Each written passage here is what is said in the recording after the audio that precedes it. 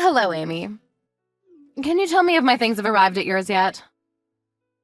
I was told by the moving service that they had finished delivering. Yeah, we had loads of boxes delivered yesterday evening. What was all that? David said he called you, but you wouldn't tell him what you've sent us. If they've arrived safely, then that's all that matters. You haven't opened any of them, have you? I don't want you going through what's inside.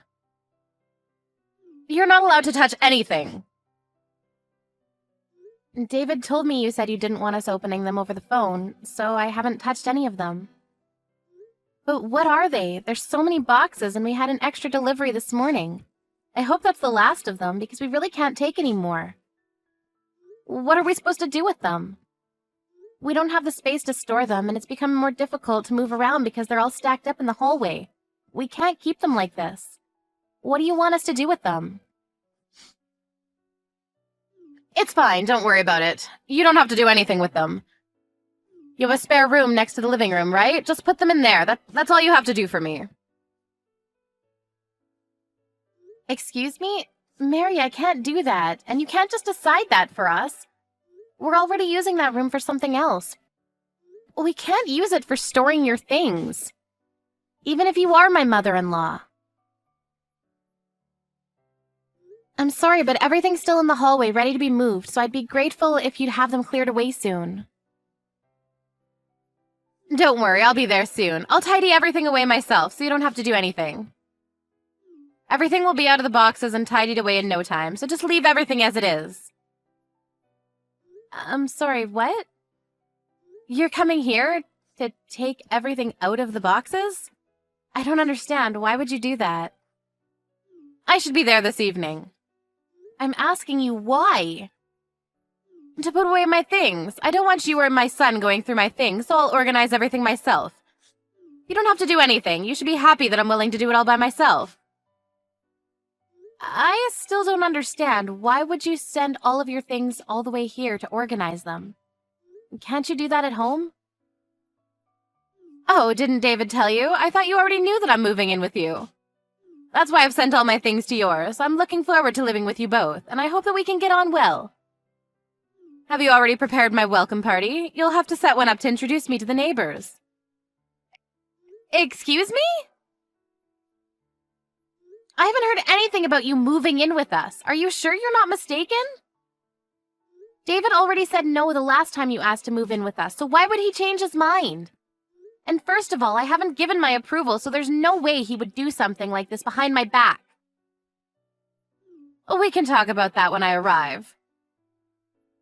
I'll be there by this evening, so make sure you have something prepared for me by then. No, you can't just decide something like that by yourself and force it on us. We don't have anywhere for you to sleep, and like I've been saying, we don't have the space for your stuff. I'm sure there must be plenty of things you don't need or use that you can throw out.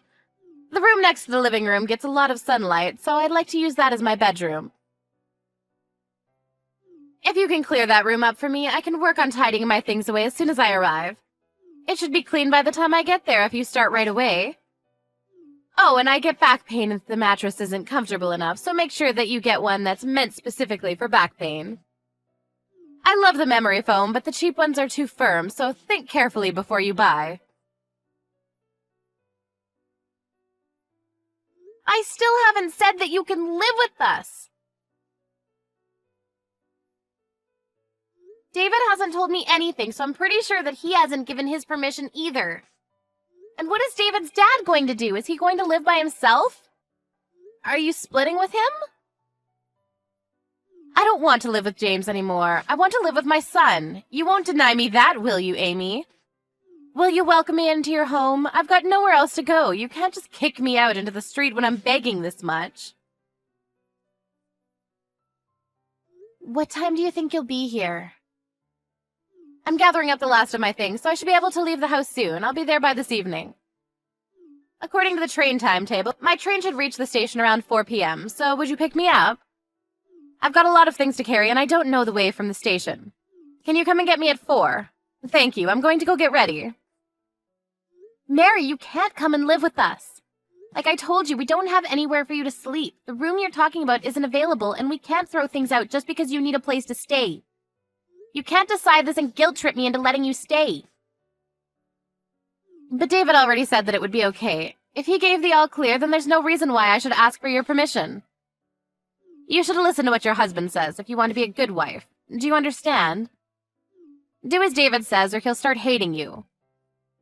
David told me that he never said it was okay. He says that he already told you couldn't move in with us. If you're going to insist, then I'll check with him again. But even if he does say it's okay, please know that I'm not okay with it. This is my house as well as his, and I won't agree to living with you. Why not? Why does it matter so much whether one person is living in your house or not? I won't take up that much space, and it's not like you have children to raise. What on earth could be the problem? Can't you pity your own mother-in-law and be generous enough to take care of her in her old age? It's not like it'll cost you that much money. You should be happy to live with me. I'm your husband's mother. So you want us to pay for everything while you stay with us as well? That makes it even more difficult for me to let you stay here. We don't have an infinite supply of money or space. Please don't be unreasonable. You're the one that's being unreasonable. You married my son. You should be the one taking care of me anyways. It's your job to take care of me. I just called David and he tells me that he never gave you permission to stay with us. He says that he made it clear that you can't move in with us. Who should I believe? My own husband or someone who's lying for her own convenience? Oh, really? I don't remember that. I heard him say that it was okay. That's not an excuse for you to try to force your way into our home. You don't have to phrase it like that. I'm much older than you, so please don't talk down to me. I'm not making excuses. I've no idea what David would want to marry a woman like you. He's so honest and gentle, but you're so rude. What could he have seen in you? It's a mystery to me. David said that he hasn't given his permission, so please stop. You can't live with us, Mary. We'll send your things back as soon as we can. It'll be a problem for me if you do that. I'm leaving this house and I'm not coming back. I don't want to live here with this man anymore. You're free to leave James if that's what you want, but you can't come here. You can't stay here and you'll have to find somewhere else. Mary? Mary? Please don't ignore my messages. Amy? Hello? Call not answered. Call not answered. Amy, where are you going? I've been waiting for 15 minutes. I told you I would arrive at 4 p.m., so why aren't you here to pick me up? What are you doing? Answer my calls! I've got too many things to carry. I can't leave the station. Would you hurry up and collect me? Mary, I told you that you can't come live here, but you were the one that ignored my messages. Call not answered. What are you talking about? I thought the conversation was over. We were supposed to meet anyway. I thought we could talk about it then, if you really wanted to discuss it more. But you never came to pick me up. Will you hurry up? I'm not coming to collect you. Say whatever you like, but you'll have to collect me because I can't go to your house by myself. I have too much luggage. I can't get on the bus either because I don't know the way. You really haven't been listening to anything I've said, have you? I've already been waiting out here half an hour, and it's starting to get embarrassing. You're the one that's not listening to me properly. I can't collect you because we're at your house. We've already asked James about what happened. What are you talking about? We heard that you stole from his savings and spent his money without his permission, and that he got angry and asked for a divorce when he realized what you had done. I don't remember that happening. Are you sure that's what happened?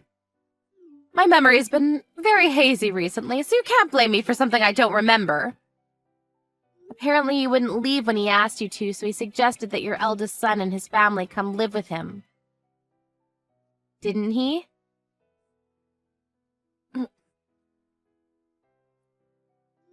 And that means that you have no choice but to leave, doesn't it? Because you were always horrible to your eldest son's wife. She even got depressed because of the way you treated her, and your own son doesn't want you to come near her. So you've never been invited to visit them. I heard that you've never been to see their children, your own grandchildren, because they don't want you harming their mental health either. That's not true. She's just too weak mentally. James is being ridiculous, too. How can he choose his daughter-in-law over his own wife? He told me to leave because I stress her out. But why should I leave? I was here first. She's only here because she's married to our son. I think he's being fair. What did you say? James asked you for a divorce and asked you to leave because you spent his savings, but you wouldn't leave. I think it's only normal that he would prioritize the feelings of his daughter-in-law over you. If anything, you're lucky he hasn't been more harsh on you. You're lucky he hasn't forced you out and made you homeless. He could have done that whenever he wanted. But he knew that you had nowhere to go, so he's given you time to find a new place. You should be more thankful to him. Who do you think you are? I'm not going to let you talk to me like that. You have no right to lecture me. Anyway, every single box has been returned to your house. What? Why would you do that? James said he didn't want your stuff taking up space in the hallway while you searched for a new place, so all of the boxes have been stacked up inside the storage shed in the garden. By David. David did that, but I thought he was at work. He was, but when we decided that the best course of action was to send everything back, he left work early for me, because I can't carry heavy loads. I'm pregnant. What? Why didn't you tell me that? I can't believe it! You're pregnant? That's even more reason for me to come live with you and David. I don't see why that's another reason. You'll need help around the house when the baby comes. You'll be much more at ease if I'm around. You can go straight back to work and leave the baby with me. We're fine. When we're closer to the due date, my mom will be coming to stay with us for a while. She raised 4 children, so she'll be a great help. And I respect her as a mother. And I've already raised 2 fine boys. I raised the man you're married to, so that says something. You'll need someone like me around. I heard from David's dad that you haven't been helping with any of the housework these past few years, and you spend most of your time fawning over a young actor that you recently became a fan of. I don't think I can trust someone who's spent her spouse's savings on buying fan merchandise, and doesn't even feel guilty about it. I don't trust you enough to leave you alone in my home with my child. Why do you know about that? I haven't told David any of that. I heard from James when I asked him how things were going. And when David was moving the boxes, he had to open the heavier ones to lighten the load. We saw that it was filled with magazines, CDs, and DVDs. You must have spent a lot of James's money considering the amount of boxes that were filled to the brim. You opened them? I specifically told you not to touch my things. If you've broken anything, I'll have you reimbursing me. I can't believe you would touch my things without my permission. Just how insensitive are you? By the way, your things would have never fit in the room you asked for, and that room has been set up for the baby, so you wouldn't be able to stay anyways. That's why I told you we didn't have any space, but you wouldn't listen no matter what I said. Then what am I supposed to do? I made all these preparations to live with you. And I'm already at the station. I came all this way. That happened because you didn't even ask for our permission before packing up your things. We never asked you to come, and we never said that you could stay. I think it's best that you go back to your house, or rather your husband's house, and ask if you can stay for a little longer while you find your own place. Your eldest son's old apartment is paid for until the end of the month, and he suggested that you could stay there. Might be a better idea for you to talk to them about that when you get back. Well, you'll have to apologize to his wife first. What about David? What did he say? Isn't he on my side? He'll let me stay with you two if you ask him. He's saying that he doesn't want to have anything to do with you. You've already caused him a lot of trouble in the past, and it seems that this was the last straw. We finally finished moving your boxes, so we'll be going home now, but I suggest you go back to your house while you still can, since there aren't a lot of trains running this evening. You'll end up having to sleep at the station if you don't hurry up and make up your mind. Even if you get back, I think the first step you'll have to take is to apologize to your eldest son and his wife so that they can feel comfortable with you letting you in. Considering all the pain and trouble you've caused, it looks like the real baggage is yourself.